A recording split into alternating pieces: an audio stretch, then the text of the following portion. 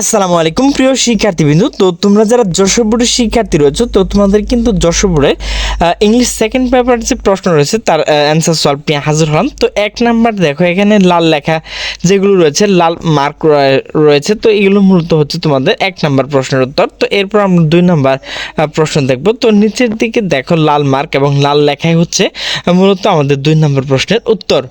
এরপর দেখো 3 নাম্বার। তো 3 নাম্বার এখানে ডানের দিকে দেখো লাল লেখা এবং লাল মার্ক যেগুলো রয়েছে আমাদের মূলত 3 নাম্বার প্রশ্নের উত্তর। এরপর আমরা দেখব 4 নাম্বার।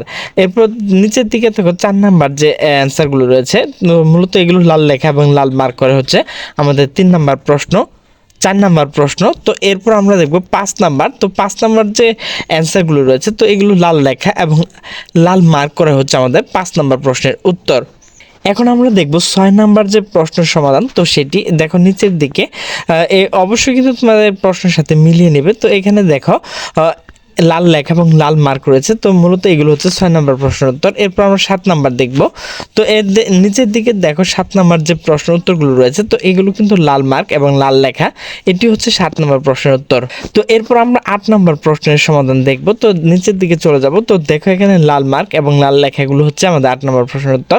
9 নাম্বার হচ্ছে, তো 9 নাম্বার যে প্রশ্নের উত্তর, তো সেটি দেখো নিচে লাল মার্ক করা রয়েছে এবং এখানে অ্যান্সারও কিন্তু রয়েছে। তো মূলত এটি হচ্ছে আমাদের 9 নাম্বার প্রশ্নের উত্তর।